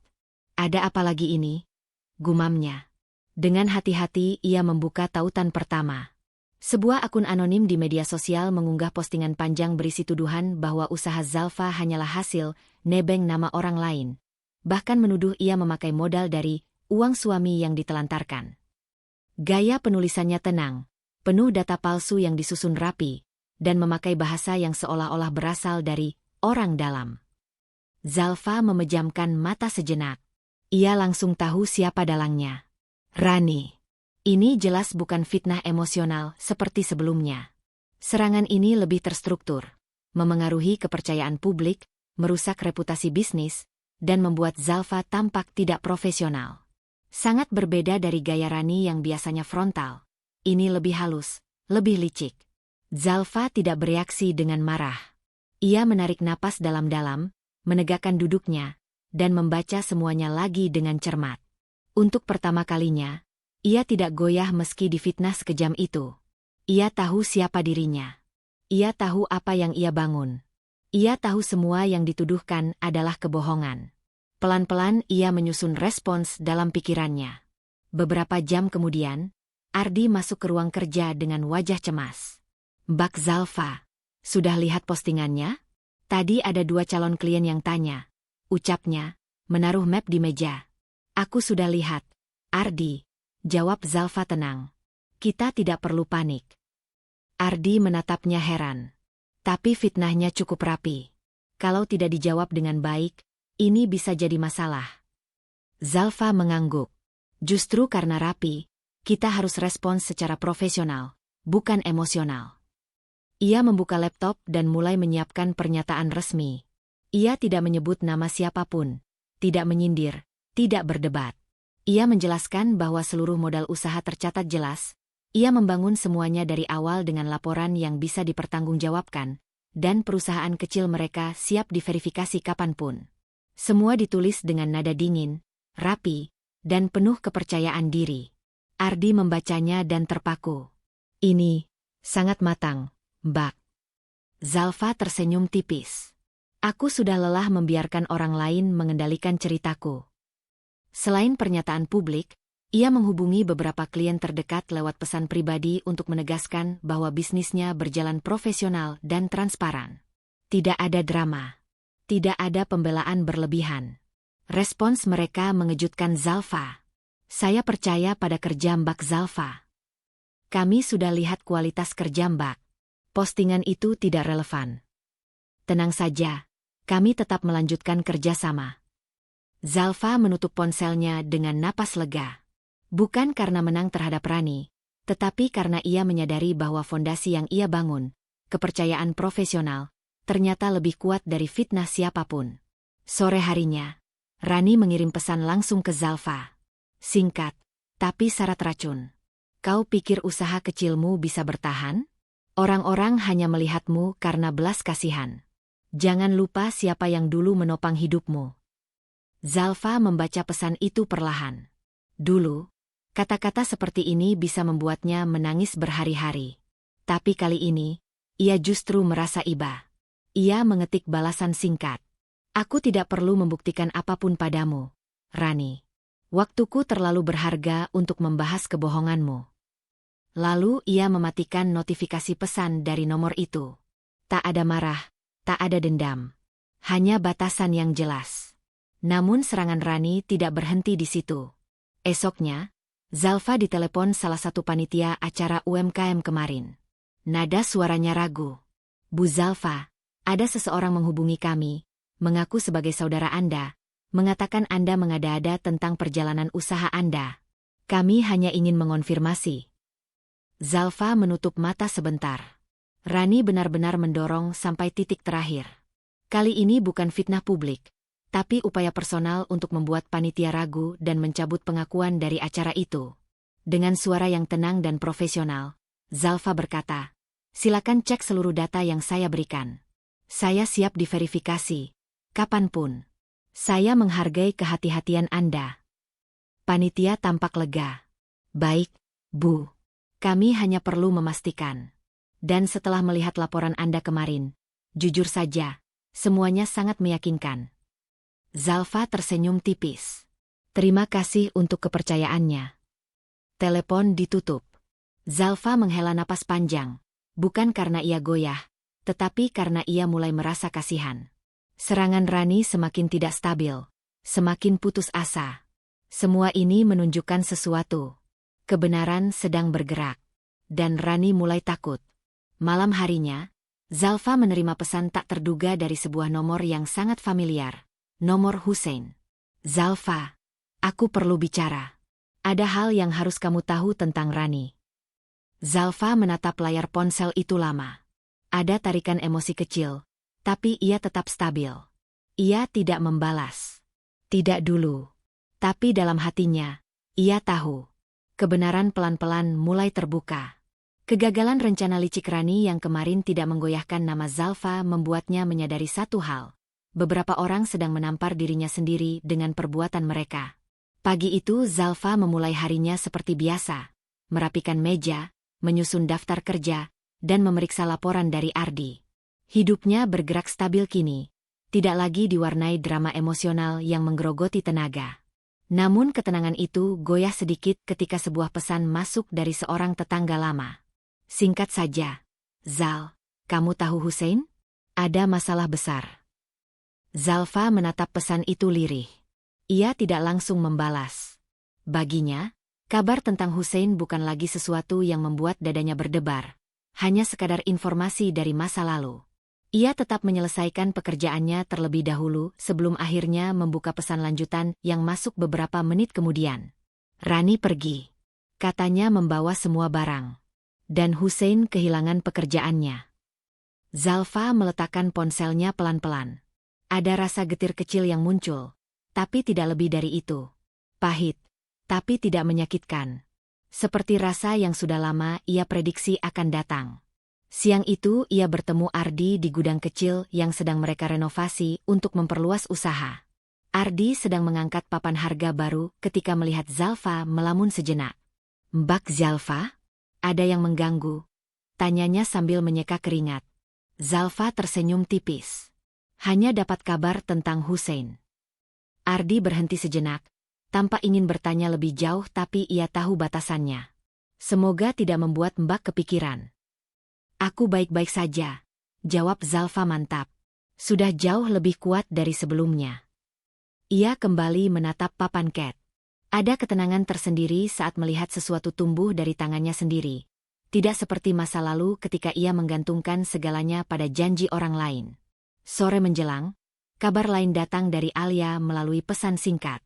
Ia memang salah satu teman yang jarang muncul, tapi selalu muncul ketika informasi penting beredar. "Zal, aku ketemu Rani tadi pagi. Dia terburu-buru ninggalin kontrakan.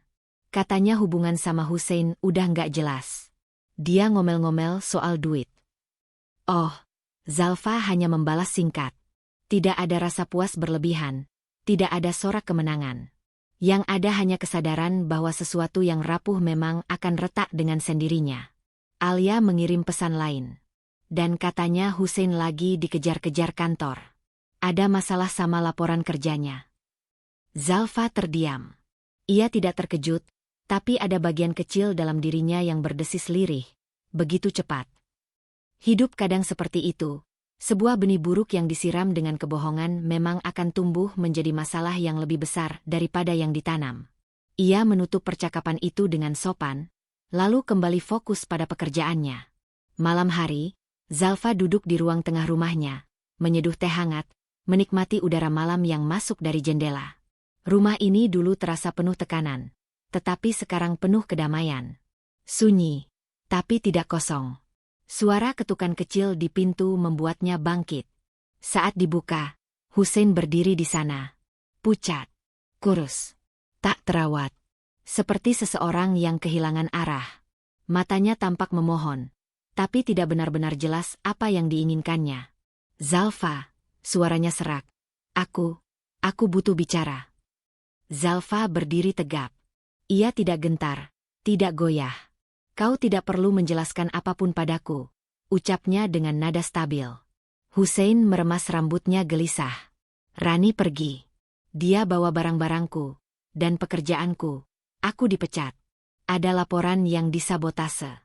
Aku bahkan gak tahu harus tinggal di mana." Zalfa mendengarkan tanpa memotong. Tapi ia tidak memberi respon simpati berlebihan. "Aku cuma tersesat, Zalfa. Hidupku berantakan," katanya lagi. Zalfa memandangnya lama, kemudian berkata, "Aku turut mendengar kabarnya. Tapi itu bukan lagi tanggung jawabku." Hussein menelan ludah. "Kau benar. Tapi aku nggak punya siapa-siapa lagi." "Ada banyak waktu sebelum semua ini terjadi," jawab Zalfa tenang. "Tapi waktu itu kau memilih jalanmu sendiri." Ia tidak memaki, tidak membentak. tidak mengungkit luka lama. Ia hanya berkata apa adanya. Kenyataan yang bahkan Hussein sendiri tidak sanggup bantah. Hussein menunduk, gemetar sedikit, lalu berkata pelan, "Aku menyesal." "Penyesalan tidak selalu berarti kesempatan kedua," jawab Zalfa. Hussein menutup wajahnya dengan kedua tangan, dan untuk sesaat Zalfa melihat seseorang yang benar-benar jatuh. Namun hatinya tetap teguh. Ia melangkah satu langkah ke depan, memegang kusen pintu. "Hussein," katanya pelan, "aku harap kau menemukan jalanmu. Tapi aku sudah menemukan jalanku sendiri." Dan ia menutup pintu itu dengan tenang. Tidak terburu-buru. Tidak menghentak. Hanya menutup. Seperti menutup bab lama yang tidak perlu dibuka kembali. Zalfa berdiri sejenak di balik pintu, mengatur napas. Ada sedikit gemetar, tapi bukan karena sakit, melainkan karena lega. Ia sadar bahwa ia telah benar-benar berdiri di tempat yang berbeda dari Hussein sekarang. Tempat yang ia bangun sendiri. Tempat yang ia perjuangkan sendiri. Ia berjalan ke ruang tengah, duduk kembali, dan menatap teh hangat yang masih mengepul. Dalam hening malam itu, Zalfa tersenyum tipis. Kejatuhan Hussein bukan hasil dari dendamnya. Itu murni hasil dari pilihan-pilihannya sendiri. Dan Zalfa tahu, tanpa harus mengatakan dengan lantang, bahwa karma telah berjalan. Kabar bahwa Hussein telah jatuh dan ditinggalkan Rani masih terbayang singkat di benak Zalfa ketika ia menerima pesan singkat dari pria itu. "Bisakah kita bicara sekali lagi?" Zalfa membaca pesan itu tanpa perasaan berlebih. Ada jeda beberapa menit sebelum ia mengetik balasan yang pendek, sekadar menunjukkan bahwa ia bersedia mendengar, bukan membuka pintu masa lalu. "Baik. Datang sore ini. Hanya sebentar." Ia menyiapkan dirinya, bukan dengan gugup, tetapi dengan ketenangan yang dibangun dari perjalanan panjang. Rumahnya kini bersih, rapi, dan damai. Tidak lagi menyimpan jejak ketegangan yang dulu sering hadir setiap kali Hussein pulang dengan alasan-alasan yang membuat hatinya tergores. Ketika bel pintu berbunyi, Zalfa berjalan dengan langkah mantap. Tidak terburu, tidak pula ragu. Di depan pintu berdiri Hussein. Ia tampak lebih tua dari beberapa minggu lalu. Wajahnya kusut, mata cekung, rambut acak-acakan. Namun yang paling terlihat adalah kelelahan moral yang mengurung dirinya. Bukan luka fisik, melainkan keruntuhan yang datang dari kesalahan sendiri. "Zalfa, terima kasih sudah mau ketemu," katanya pelan. Zalfa hanya mengangguk, lalu mempersilakannya masuk. "Kita bicara di ruang tamu." Hussein melangkah pelan, seolah takut membuat kesalahan lagi. Ia duduk di ujung sofa, sementara Zalfa duduk tegak di tempat biasanya. Jarak yang jelas, tetapi tidak bermusuhan. Aku nggak tahu harus mulai dari mana," ucap Hussein perlahan. Suaranya bergetar tapi terkendali. Tidak ada tangis keras atau rengekan. Hanya seorang pria yang akhirnya melihat hasil pilihan yang pernah ia buat. Zalfa menunggu. Ia tidak buru-buru memberi komentar. Hussein mengembuskan napas panjang. "Aku salah. Itu saja. Semua yang aku lakukan. Menjauh darimu, bohong, marah-marah tanpa alasan. Semua itu salah." Zalfa menatapnya tanpa menghindar. "Aku tahu. Aku kehilangan semuanya," lanjut Hussein. "Rani pergi begitu saja dan meninggalkan aku dengan masalah kantor yang menumpuk. Aku benar-benar nggak punya siapa-siapa lagi." Zalfa tidak merasa kejam saat mendengarnya. Ia hanya merasa jauh. Bukan karena kebencian, melainkan karena jiwanya telah melangkah lebih dulu. "Aku minta maaf, Zalfa." Hussein menundukkan kepala, bukan dramatis, hanya tulus. "Maaf sudah menghancurkan kepercayaanmu. Maaf sudah membuatmu menanggung hal-hal yang gak layak kau tanggung." Zalfa menarik napas pelan sebelum menjawab. "Aku menerima permintaan maafmu. Tapi bukan untuk mengulang apa yang sudah selesai."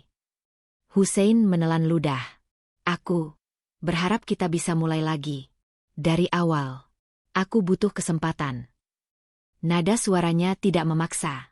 Lebih seperti seseorang yang sedang berusaha berdiri setelah jatuh, tapi tidak punya pegangan. Untuk sejenak Zalfa melihat bayangan masa lalu, namun bayangan itu sudah tidak memiliki kuasa apapun atas dirinya. "Hussein," ucap Zalfa lembut namun tegas, "kita nggak bisa kembali seperti dulu. Hussein mengangkat wajahnya perlahan. Terlihat jelas rasa perih yang tidak meledak-ledak, hanya tenggelam dalam kesadaran. Jadi, tidak ada harapan sama sekali. Ada harapan, jawab Zalfa. Tapi bukan untuk kita. Harapan itu untuk dirimu sendiri. Kau bisa memperbaiki hidupmu. Kau bisa memperbaiki kesalahanmu. Tapi bukan dengan menjadikan aku tempat kembali. Hussein mengusap wajahnya. Napasnya tersengal sedikit seperti seseorang yang baru saja menerima kenyataan yang paling ia takuti. Tapi ia tetap berusaha duduk tegak. Aku mengerti, meskipun itu terasa berat. Kesempatan kedua itu bukan hadiah, kata Zalfa. Itu sesuatu yang harus kau bangun sendiri. Bukan meminta dari orang lain. Keheningan menyelimuti ruang tamu. Tidak menegangkan, hanya sunyi yang membiarkan arti kata-kata itu meresap. Beberapa menit berlalu sebelum Hussein berucap lagi. Kalau begitu, apa ada hal terakhir yang bisa aku lakukan? Untuk menebus semuanya. Perbaiki hidupmu, jawab Zalfa. Itu saja. Hussein mengangguk pelan. Matanya memerah, tetapi ia menahannya dengan hormat. Terima kasih, karena masih mau mendengarkan. Dan, terima kasih karena tidak menyakiti aku balik. Aku tidak perlu menyakiti siapapun, sahut Zalfa. Hidup sudah cukup mengajarkan banyak hal. Hussein berdiri perlahan, seperti seseorang yang menimbang langkahnya dengan hati-hati. Ia menatap Zalfa sekali lagi, kali ini dengan cara yang baru, tidak sebagai seseorang yang memohon, tetapi seseorang yang akhirnya menerima bahwa hidup tidak bisa diulur mundur. Semoga kau bahagia, Zalfa, ucapnya. Zalfa mengangguk tipis. Dan semoga kau menemukan jalurmu sendiri. Hussein berjalan menuju pintu. Ada jeda sesaat ketika tangannya menyentuh gagang pintu, seolah ia ingin berkata sesuatu lagi. Namun ia tidak melakukannya. Ia hanya membuka pintu, melangkah keluar, dan perlahan menutupnya dari luar. Saat suara pintu tertutup dengan lembut, Zalfa berdiri diam di tempatnya. Tidak ada air mata. Tidak ada amarah. Hanya rasa ringan. Seperti beban yang akhirnya bisa ia letakkan tanpa drama. Ia berjalan menuju jendela, menatap langit senja yang mulai meredup. Angin sore masuk, mengibaskan tirai kecil yang menjuntai. Di detik itu, Zalfa tahu satu hal. Ia baru saja menutup bab masa lalunya, sepenuhnya, tanpa menoleh lagi. Perpisahanku dengan Hussein beberapa waktu lalu menjadi garis penutup yang sangat jelas. Tenang, tegas, dan tanpa amarah. Membuatku akhirnya bisa melangkah tanpa menoleh lagi. Ada ruang baru dalam hidupku yang selama ini tak pernah benar-benar bisa bernafas. Dan kini ruang itu perlahan terisi oleh hal-hal yang lebih sehat, lebih jernih, dan lebih berarti. Pagi ini aku tiba di kantor dengan langkah ringan. Ruang kerjaku tidak terlalu besar, tapi terasa cukup nyaman untuk menampung semua rencana dan pekerjaanku yang terus berkembang. Kalender di mejaku penuh dengan tanda. Rapat klien, pertemuan vendor, persiapan launching produk baru. Namun tak ada satupun yang terasa membebani. Untuk pertama kalinya dalam waktu yang sangat lama, aku menjalani hari dengan dada lapang. Ardi sudah ada di ruang meeting ketika aku datang. Ia sedang memeriksa presentasi di layar, wajahnya serius dengan kacamata yang sedikit melorot. Seperti biasa, ia mengangguk kecil tanpa banyak kata ketika aku masuk. Slide ketiga kurasa perlu sedikit dipadatkan, ucapnya. Aku duduk di sebelahnya, memperhatikan file yang sama. Iya, ini terlalu panjang. Aku bisa ringkas jadi 2 poin saja. Bagus, jawabnya singkat. Begitulah Ardi, profesional, terukur, dan tidak pernah memberi komentar yang tidak perlu. Tapi beberapa waktu terakhir, aku mulai merasakan ada kehangatan tertentu dalam caranya bekerja bersamaku. Bukan romansa berlebihan, bukan ketertarikan mendadak, tetapi kedekatan yang tumbuh pelan sekali, seperti aliran air yang sabar mengikis batu.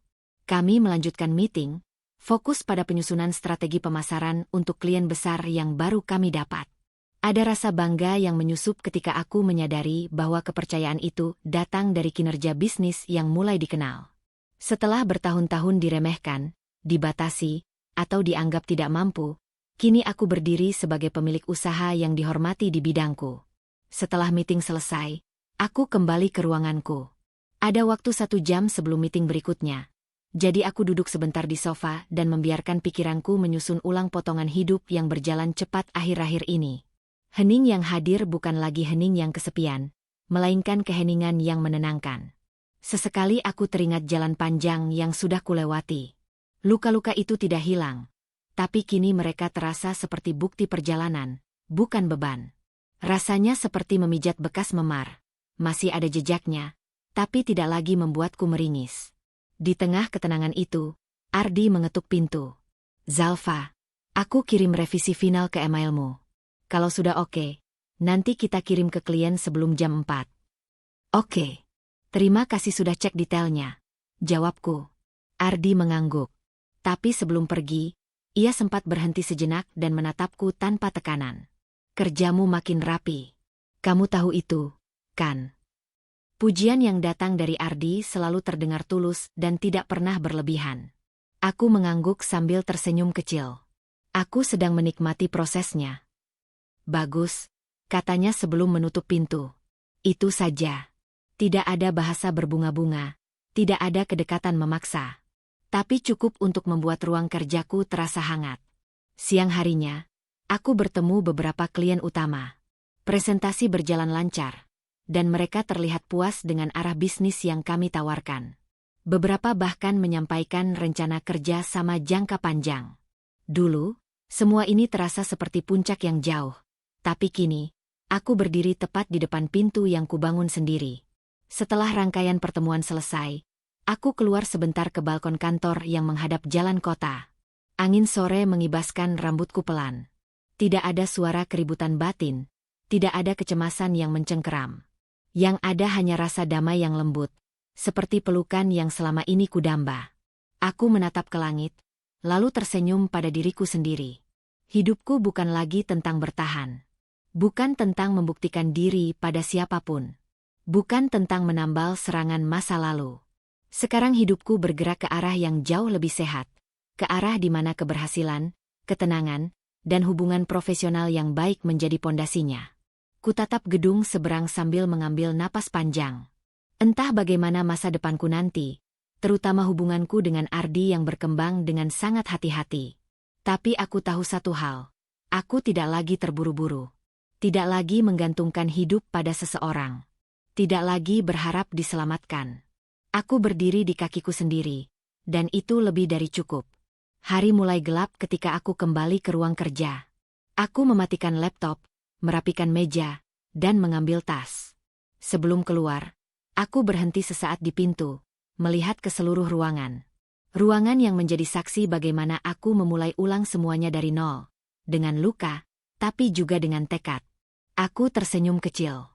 Untuk pertama kalinya, aku benar-benar menikmati hidupku yang baru. Damai, jernih, dan penuh harapan. Hidupku telah berubah jauh dari masa ketika aku masih terikat pada hubungan yang melemahkan diri, dan perubahan itu begitu nyata hingga aku sendiri kadang tak percaya pernah berada di titik sebaliknya. Duduk di ruang kerjaku sore ini, dengan suasana kota yang meredup perlahan di balik jendela, aku membiarkan diriku menenangkan pikiran. Tidak ada keributan batin, tidak ada lagi rasa terseret oleh masa lalu, hanya keheningan lembut yang membuatku ingin menutup bab ini dengan hati yang penuh. Aku memikirkan perjalanan yang sudah kutempuh, bukan rangkaian kejadian atau luka tertentu, tapi pelajaran yang perlahan menempati ruang terdalam hidupku. Kadang manusia memaksa dirinya kuat, tapi aku belajar bahwa kekuatan bukan soal berani menahan semua rasa sakit, melainkan berani mengakui saat sesuatu sudah tidak sehat dan memilih pergi meski langkah pertama itu terasa menakutkan. Itulah pelajaran pertama yang kupegang erat, keberanian untuk tidak lagi mengkhianati diri sendiri. Pelajaran kedua datang dari sunyi, dari malam-malam ketika aku harus menata ulang hidupku yang kosong.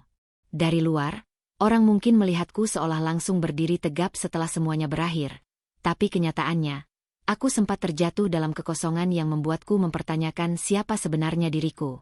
Di titik itu aku belajar bahwa kehilangan bukan akhir.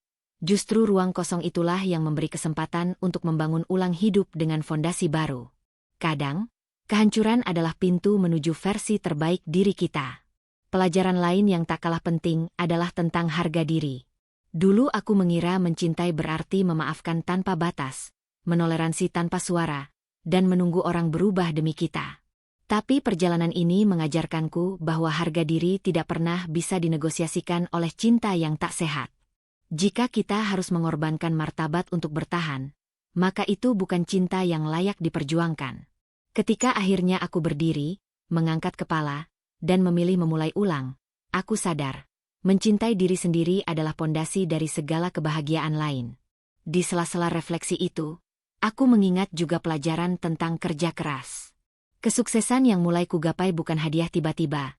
Ia tumbuh dari hari-hari panjang yang dulu terasa sepi, dari keputusan kecil untuk tetap bergerak meski hati sedang tidak baik-baik saja. Ada kepuasan yang sulit dijelaskan ketika melihat diriku di titik sekarang. Bukan karena keberhasilan materi semata, tapi karena aku akhirnya bisa menghargai nilai dari setiap langkah kecil yang kutempuh sendirian. Dari sana, aku belajar bahwa proses tidak pernah mengkhianati hasil, selama kita terus setia pada diri sendiri. Aku juga belajar bahwa hubungan antar manusia memiliki waktu. Ada yang hadir untuk memberi pelajaran, ada yang datang untuk memberi dukungan, ada yang hadir hanya sebentar tetapi meninggalkan jejak penting. Kehadiran Ardi, misalnya, bukan sebagai penyelamat, tetapi sebagai sosok yang menunjukkan padaku bahwa interaksi profesional yang sehat bisa menjadi tanah subur bagi kenyamanan yang tumbuh perlahan. Bukan tergesa-gesa, bukan untuk mengisi kekosongan, melainkan sebagai hubungan kerja yang membuatku merasa dihargai dan aman. Dari sini aku belajar, kedekatan yang baik tidak pernah memaksa. Saat matahari hampir tenggelam, aku berdiri dan membuka jendela sedikit. Angin sore masuk dan mengibaskan tirai, seolah membawa pergi sisa-sisa beban terakhir yang mungkin masih tersisa. Aku menatap langit oranye yang memudar, dan di sana aku menemukan pelajaran terakhir, pelajaran tentang syukur. Betapa banyak hal yang dulu kutakutkan ternyata menjadi jalan menuju kedewasaan. Betapa luka yang dulu kuanggap kutukan ternyata membentukku menjadi perempuan yang lebih kuat, lebih jernih, dan lebih teguh menjaga hatinya. Syukur tidak datang sekaligus. Ia tumbuh perlahan bersama ketenangan yang baru. Dan saat ini, untuk pertama kalinya sejak lama, aku bisa merasakannya tanpa paksa. Perjalanan ini bukan tentang menang atau kalah, bukan tentang siapa yang salah atau benar. Perjalanan ini tentang bagaimana aku menemukan diriku kembali, dengan segala keberanian, ketakutan, harapan, dan ketegasan yang selama ini tertimbun. Aku menutup bab ini bukan dengan amarah, bukan dengan penyesalan, tapi dengan rasa damai yang dalam. Semua yang terjadi telah menuntunku ke sini, ke tempat di mana aku bisa menjalani hidup dengan kepala tegak dan hati yang lebih ringan. Aku menarik napas panjang, lalu menatap meja kerjaku sekali lagi, tempat di mana mimpi-mimpi baruku mulai tumbuh. Di sini, aku siap menulis kisah lain, yang lebih cerah dan lebih selaras dengan diriku yang sekarang. Dan untuk siapapun yang mengikuti perjalanan ini, tetaplah bersama dalam kisah-kisah lain yang akan datang. Kadang kisah paling indah justru dimulai dari keberanian menutup bab yang dulu kita takuti. Dengan hati tenang, aku menutup pintu ruanganku dan melangkah pulang, membawa harapan baru, hidup baru, dan kedamaian yang selama ini kucari.